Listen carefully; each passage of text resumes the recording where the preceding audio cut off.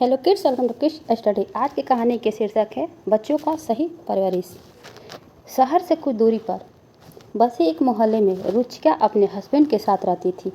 उसके ठीक बगल में एक बुजुर्ग व्यक्ति अकेले ही रहा करते थे, जिन्हें सदा दादाजी कहकर बुलाते थे। एक बार मोहल्ले में एक पौधे वाला आया। उसके पास कई किस्म के खूबसूरत हरे भरे पौधे थे। रुचिका और दादाजी ने बिल्कुल एक तरह का पौधा खरीदा और अपनी अपनी क्यारी में लगा दिया। रुचिका पौधों को बहुत ध्यान रखती थी। दिन में 3 बार पानी डालना, समय समय पर खाद देना और हर तरह के कीटनाशक का प्रयोग कर वह कोशिश करती कि उसका पौधा ही सबसे अच्छा ढंग से बड़ा हो। रुचिका का पौधा हरा भरा और बेहद खूबसूरत था। दूसरी तरफ दादाजी का पौधा अभी भी अपने सर्वश्रेष्ठ रूप में नहीं आ पाया था।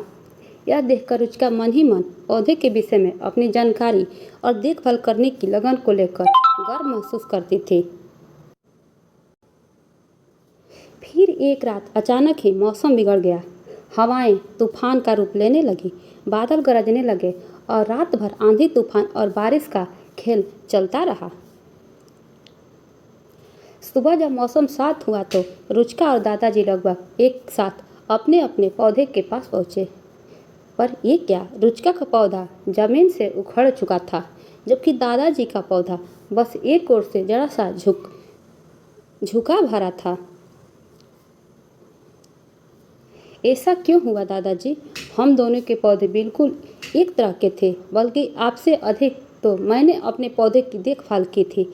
फिर आपका पौधा प्रकृति की इस चोट को झेल कैसे गया, जबकि मेरा पौधा धराशायी हो गया? रुचिका ने घबराहट और दुख भरे शब्दों में प्रश्न किया।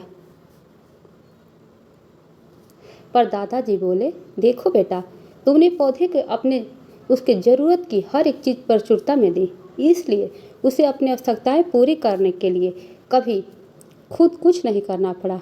न उसे पानी तलाशने के लिए अपनी जड़ जमीन के भीतर तक गाड़नी पड़ी, न ही कीट पतंगों से बचने के लिए अपनी प्रतिरोधक क्षमता पैदा करनी पड़ी। नतीजा ये हुआ कि तुम्हारा पौधा बाहर से खूबसूरत हरा भरा दिखाई पड़ रहा था, पर वह अंदर से कमज़ोर था और इसी वजह से वह कल रात के तूफान को झेल नहीं पाया और उखड़कर एक तरफ गिर गया।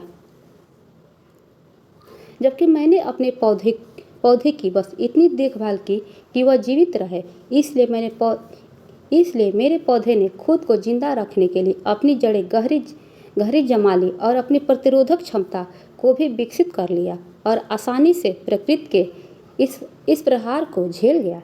रुचिका अब अपनी गलती समझ चुकी थी, पर अब वह पछताने के सिवा कुछ नहीं कर सकती थी। और ये वीडियो पसंद है तो वीडियो को लाइक करें, शेयर करें एंड सब्सक्राइब करें।